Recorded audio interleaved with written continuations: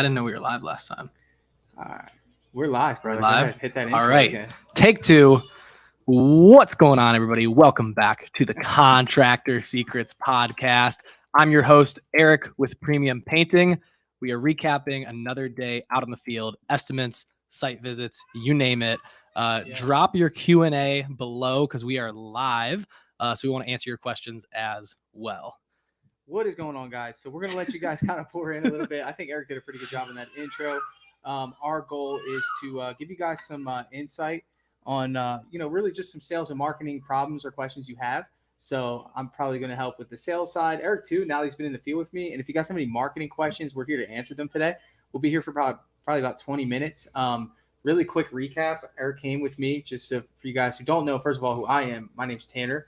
I own a painting business, and I also am the founder of Dripjobs, which is a software to help contractors organize and automate their business. And Eric is the proud owner of Pathfinder Marketing, a marketing company that works with painters. So we're going to see your guys' questions pop in. So if you guys have any questions, please feel free. So Eric decided to come down to Florida to see me, and we kind of just had an opportunity to kind of work together. We had an opportunity to work together and really just kind of for me to walk him through what it's like in the day of the life of, what I do every day, and he had an opportunity to sell some jobs for my company, which was great. Did the estimates. We even went out today and ran some estimates. So he got a kind of like a bird's eye view, of really just like what we do. And really you were in the grind. Oh yeah. Yeah. It was fun. Whole trip has been fun. Got to go sell some of my own projects with you, which was a great time. Today was, I don't know your thoughts. I feel like today was a pretty easy day. Easy day, got a sale. Had an opportunity to build a lot of rapport with a older couple, $15,000 estimate. Think it's going to go well. And that's what it's about. So we got a first question coming in. If you had to choose one, neither of marketing, Florida-based, what would it be? I think it meant one type of marketing. One type of Florida-based, what would it be? That's what I would assume. So choose one. Yeah. So I'm a Facebook and Instagram ads guy by trade. So naturally, that's where I always go. And while this is not maybe the fun answer that everybody wants to hear, I think honestly the answer to it doesn't matter a whole lot. What matters is you stick to one and master it and perfect it, right? The most common reason I see people fail with marketing is not because like Home Advisor doesn't work in Florida or Facebook doesn't work in Florida or any of those things, but it's because it didn't work for them. Right? They didn't stick it through long enough to see it through to its full potential and dial in the sales system necessary to make that channel work, right? Because they're all a little different. So I'm a big fan of Facebook and Instagram. Just in general, I would lean towards marketing channels you own, right? Away from lead aggregators and more towards Facebook, Instagram, Google, Pinterest, things of that nature. But more than that, any of them work just as long as the sales is dialed in on the back end of it. Yeah, I think it's important in any case to diversify, right? I mean, you being a Facebook expert, being able to diversify in some cases is still the best, best option, especially if you're trying to build your reputation. I think you create your own marketing at some point too through the use of gathering a list of all the people that you have emails from over the course of time. I speak to contractors all the time. They've been in business for, 10, 15 years. You're telling me they wouldn't love to have all of the emails of every single customer they went to go see over the span of time of 15 years. Imagine the power they have over their marketing. Our most profitable marketing channel when I was working at that remodeling company, past customer campaign. Past customer, because the cost was basically zero. It was the cost of our call center reps to call. Easy. Yeah, really simple framework, phone script. We just absolutely crushed. Got a question coming in. How do you feel about Google Ads? I'm going to try to go back to here because it doesn't tell us who's asking the questions. Eric, you can start with that, man. I'm a fan of Google Ads, right? Kind of same thing as what I was saying before, right? All of it works. It's just a matter of, does it work for you? Right. And dialing in the sales system and the other factors with it. Right. So Google's great, right? Google's right up there with Facebook. One of, in my opinion, the top channels, right? You can get some really, really good leads from there. As long as, again, I've seen a lot of guys fail with Google though, too, right? They don't have the sales in place. They don't have some of those other systems in place to make it successful. Yeah. If I'm to answer that question, hey, Heather. And I saw Jason in there as well. So, for me, Google, I think, is a powerful tool. I think you just got to look at what you use every day.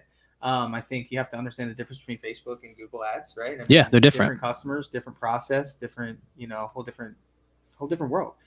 So I think, again, back to diversified. You want to try what works, right? So I'm a fan, definitely a fan, especially if you're first starting out. I mean, you want to get in front of the traffic. I mean, what better way? You can literally skip the line. If you were starting a business and you were competing against companies with hundreds of reviews, you can literally skip the line and just pay Google to be at the top. I mean, that's pretty powerful. Tanner, how do you manage your time with giving estimates and getting work done? Dude, I don't know. How do I manage my time?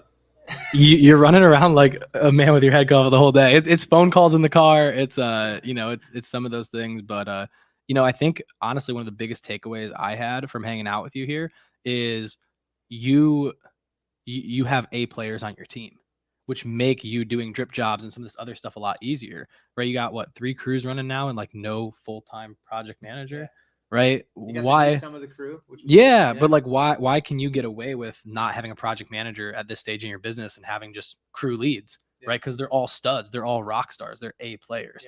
So that's one of the biggest things I saw, and I've even seen in my own company, right? When you hire A class people, you free up a lot of that management time because they can self-manage a little bit.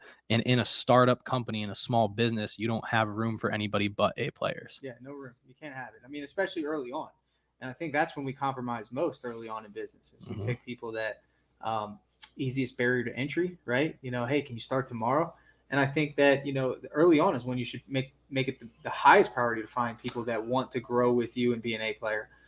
You got to meet some of the team today, went to the job sites and just have great people. I think that's the best way. I mean, I don't really know how. I'm not a superhero. I have the same 24 hours in a day that you do, but I get things done because. And he's got Dripjobs.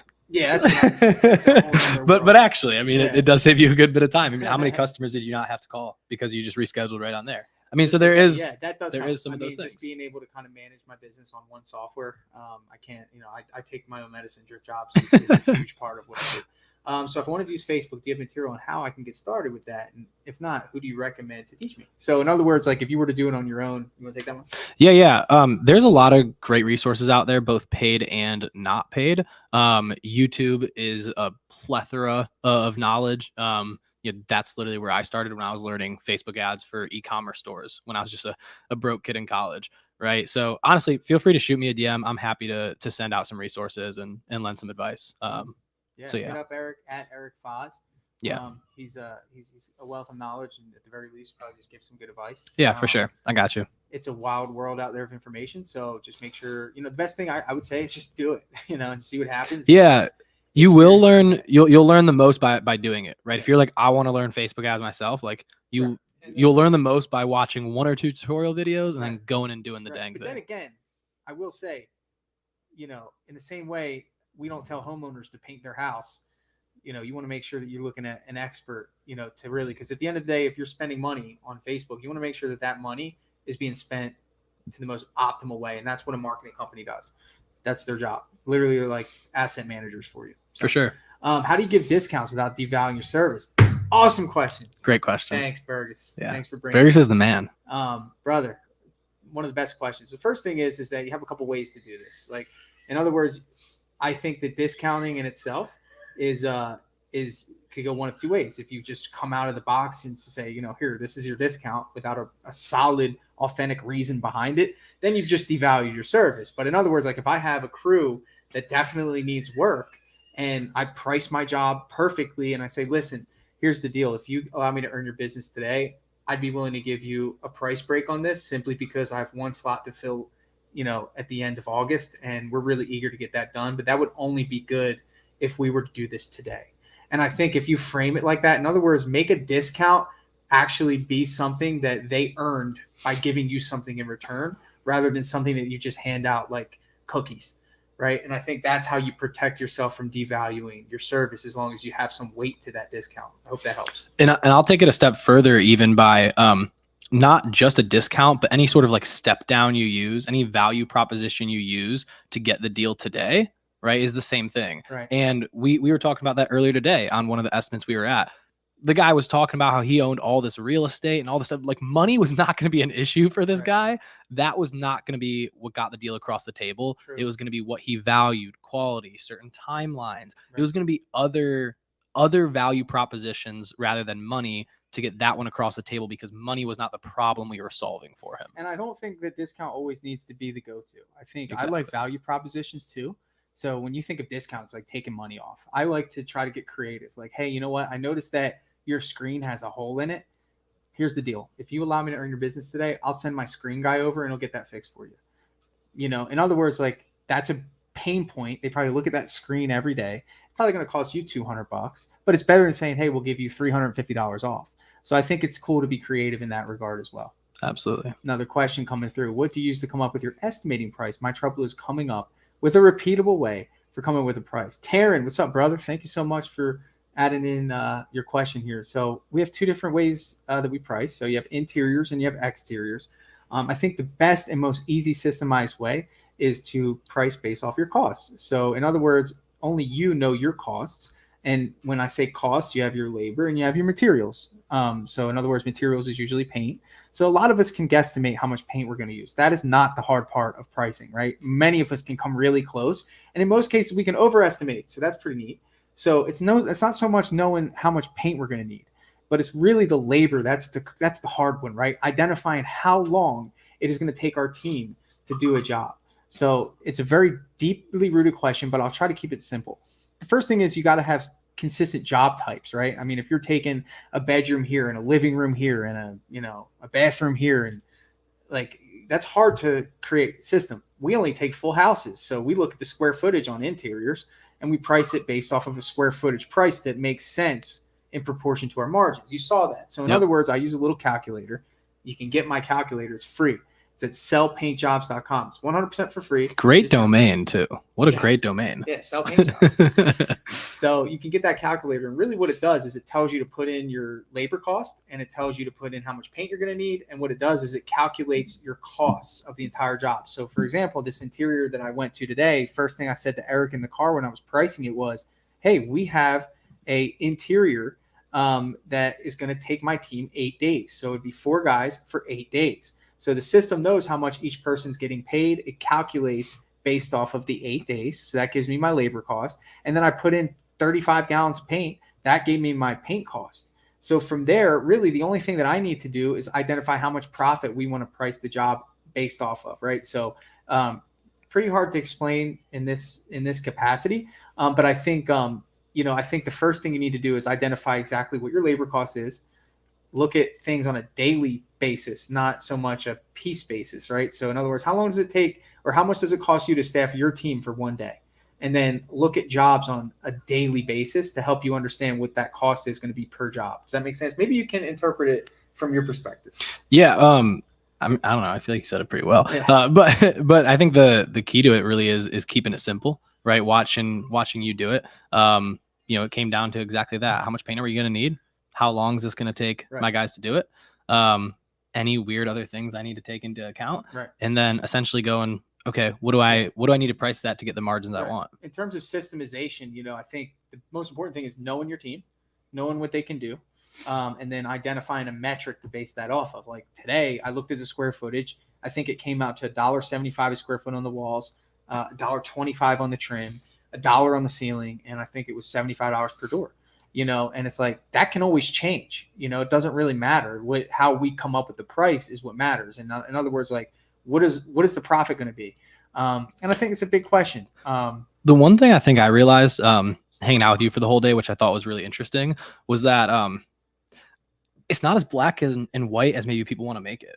Right. We want to look at myself too, right? Myself included. We want to look at all this data and come up with like a perfect price right down to the penny that we're going to have exactly a 50% margin on. But sometimes that's not the case. I was like, what, Tanner, it's going to take 8 days. I would have guessed this would take 5. And you're like, well, no, I think it's going to be this, or actually we could probably get this done in 2 instead of 3. It's not going to be perfect. And what you said earlier was like, yeah, that's one of those things that if you were just starting out, like you might get smacked on a little bit while you learn. Yeah. Like you're going to have some of those learning curves. Very conservatively. In other words, like say it's going to be 8 days. And if we finish in 7, then our team capitalized, but I feel like there's no right answer to that, man. You got to know your team. Like in other words, like we could bid the same job and my team might do the job a lot quicker than your team.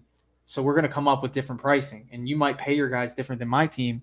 So we're going to come up with different pricing, but we will use probably the same amount of paint. So that's the cool thing is really all we need to focus on is what we're charging for labor. and we can go from there. We got some more questions. Thanks, guys, for the questions. Keep them coming. What is the value of warranty added? Oh, man, you can do a lot with an added warranty. I think the value of anything is how well you sell it. You want to take that one?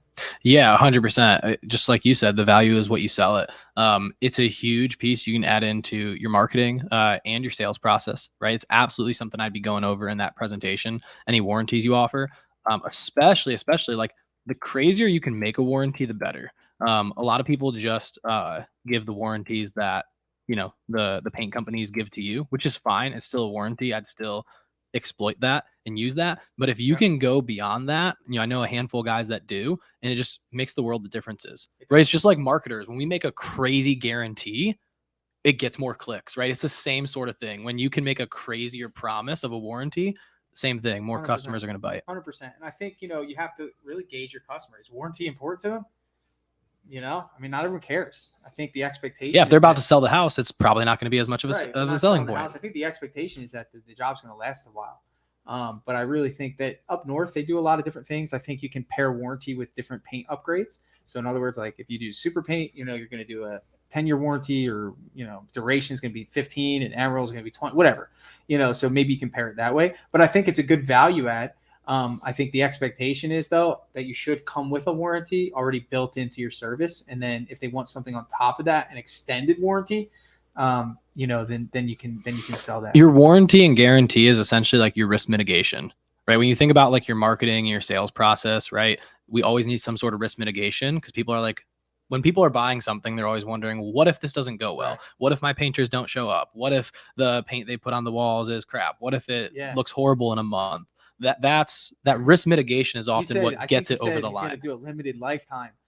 Don't do that in Florida. Just the fading, right? I mean, I think you can base your warranty, The key will be limited. So the remodeling company I used to work at, pretty big company, incredible sales and marketing company. Yeah. They did a limited lifetime warranty on all of their stuff. Granted, it was kitchen and bathroom remodeling, and that went a long, long way. The key is going to be exactly how is it limited? What are the contingencies on that? And then here's the thing I'll tell you from just us doing that. It doesn't matter if the contingencies are all written in the contract and all those sorts of things, and it's 5 years later and they voided it, they effed it up and did stuff they weren't supposed to do.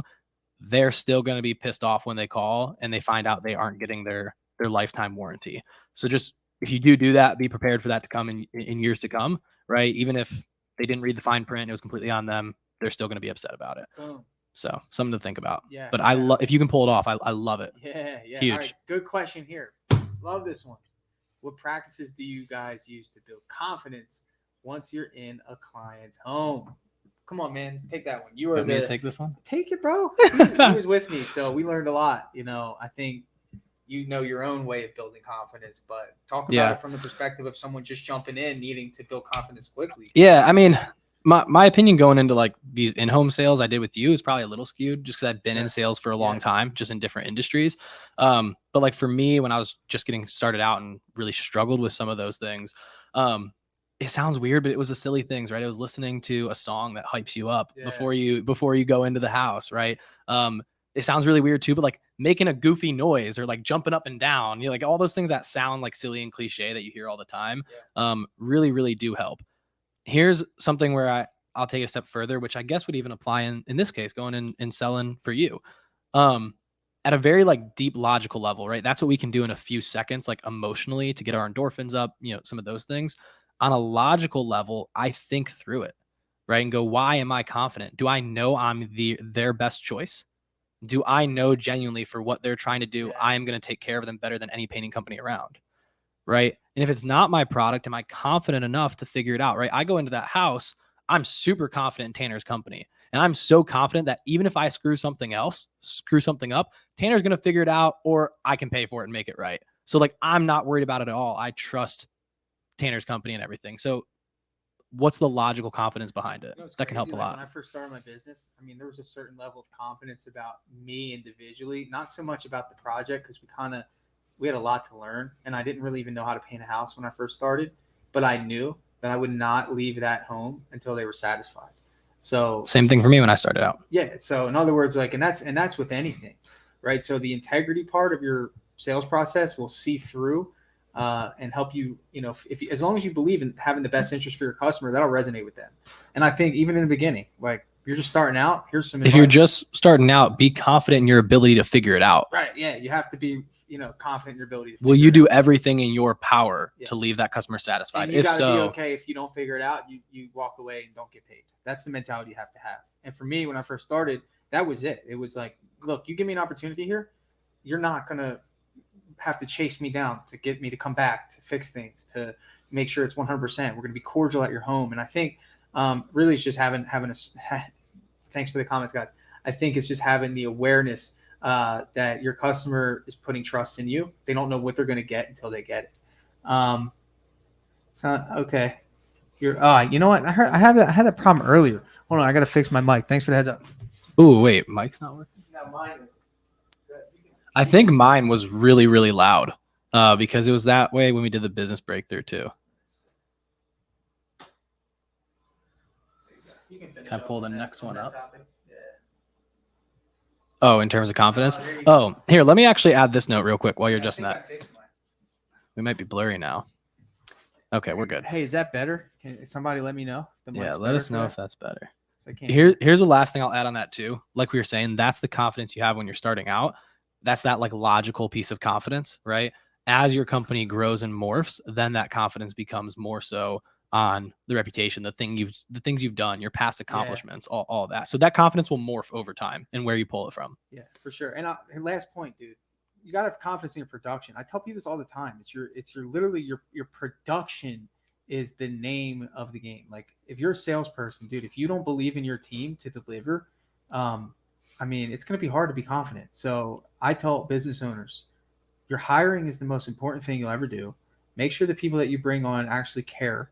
And if you have people that care, that'll figure it out the way I just told you to figure it out when you first started, then at least at the very least, your team is going to stick in there until the customer's happy. So confidence. I love that question, man. Love that question. All right. So who is a better sales guy? Tanner or Brad Ellison, and why is it Brad? I wonder who asked this question. It just says Facebook user. Without it saying anything, it sounds like Brad, but I will commend Brad. Brad is outstanding. He's a stud. If you don't know this guy's story, go to my podcast, Contractor Secrets. Listen to what he's doing. I think he's got the fastest growing house painting business in the United States. Probably. So, Brad, you're a rock star.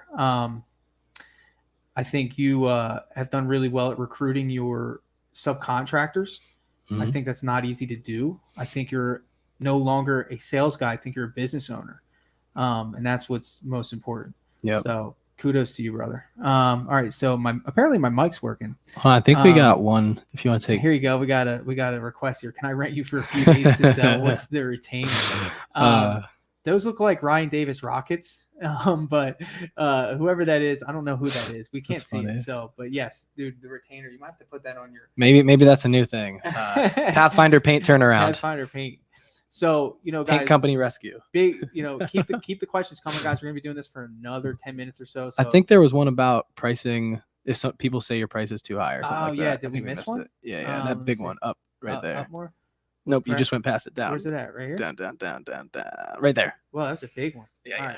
How do you deal with homeowners who think you are priced too high? I know I'm pricing fairly, but I'm not closing the amount of jobs I want to because I get told it's too expensive. Man, let me start because I love this question, man. Mm-hmm. You know why? Because pricing is all perception, right? And I think that you have to understand, number one, who am I being compared to that's making them feel as though my price is too high? It's all relative, right? And it really has to do with the customer's previous experiences, who they heard about pricing from, or what educational background they have on the process and the care and the time that you're going to put into this project. And your ability to convey that to the customer is what separates their assumption of what it should cost and what it actually costs. So in other words, I don't think it's a matter of them seeing your price and thinking it's too much. I think it's a matter of us being able to educate and build value in a way that makes them understand why it's too much. And I will say this, there are some customers that are unreasonable when it comes to pricing, and that's something that we can't control. But I will say that the majority are people that need to be educated, especially in cabinet refinishing. And if you're in cabinet refinishing, I think that you have a, first of all, extreme advantage. Number one, people in cabinet refinishing are typically competing against painters. Okay. And if you're a specialist in cabinet refinishing, you need to be wearing that on your face. And I think one thing is you need to bring in a tangible item. So you should always bring in a cabinet door. And shout out to Nick, my buddy. He brought that in. He took that advice, and he actually brings a screwdriver with him. Mm-hmm. And he has the customer scratch the door with a screwdriver. You got to understand, this is like a fad. People really aren't sure what the outcome is going to be.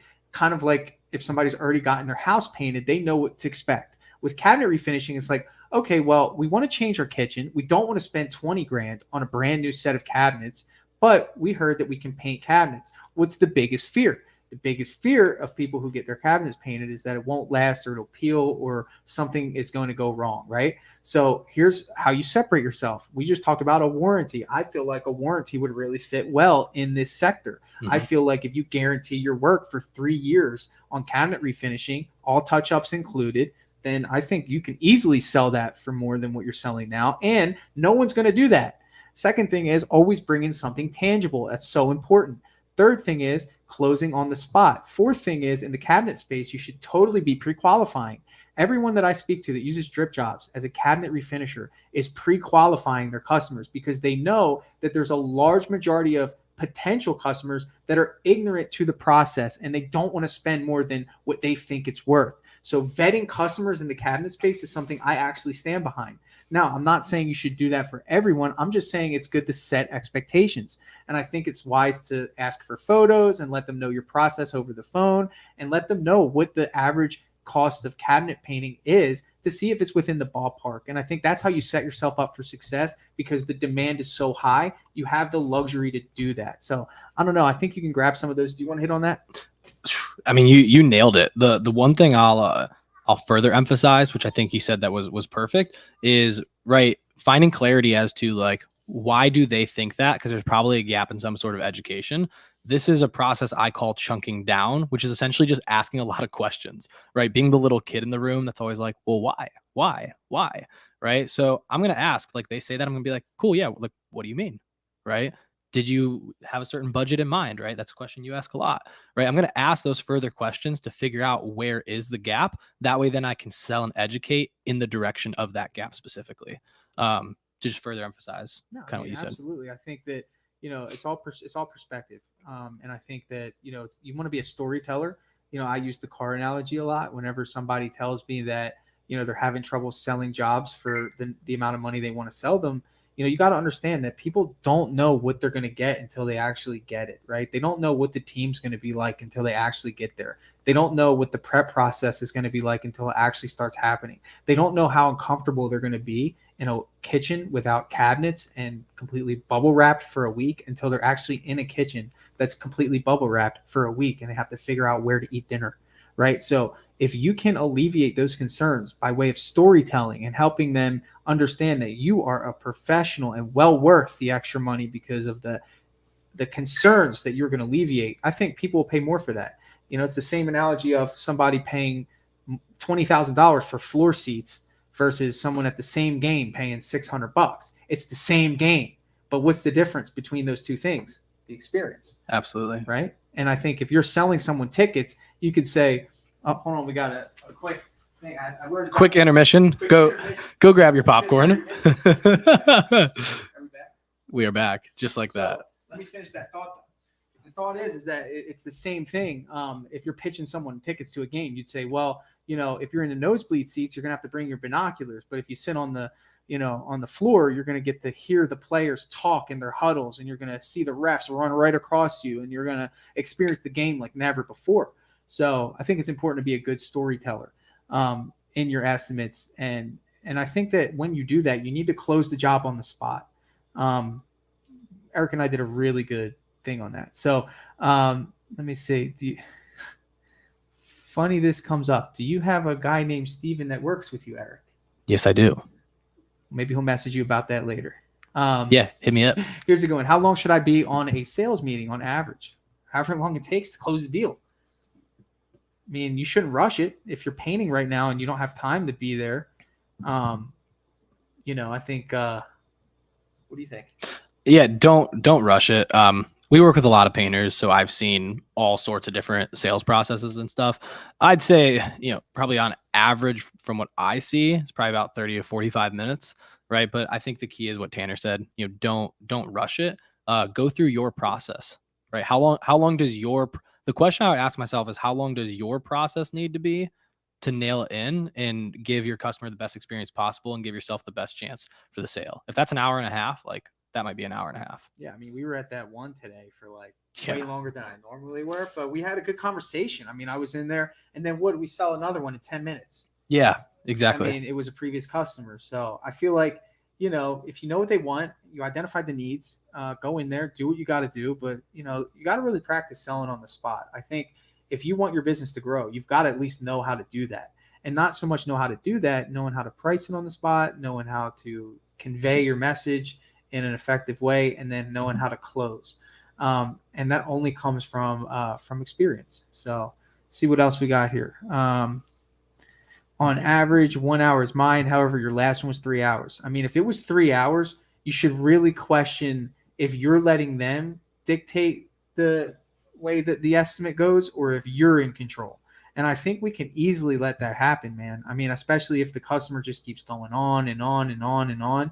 The thing is that you need to stay centered, right? You need to say, all right, well, let's kind of go over this, right? It's okay to butt in and be like, all right, well, let's stay on track here. I want to go over this estimate with you and see if we can proceed. Here's a great analogy. I always give, if anybody's ever read Straight Line Selling by Jordan Belford, he gives this example. It's easier if we had like a whiteboard and can draw it out, but think of you have a straight line, right? And at one point is where, it's like not on the screen, but at one point is where the customer starts. And the other point is where you get the sale.